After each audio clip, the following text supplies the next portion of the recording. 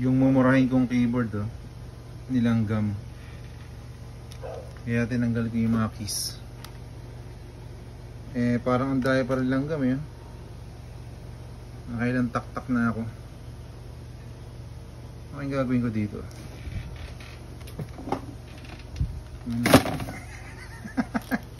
Palta ko na ng keyboard. Katamad. Yung keyboard naman yung ano eh, laptop eh. Ay nako.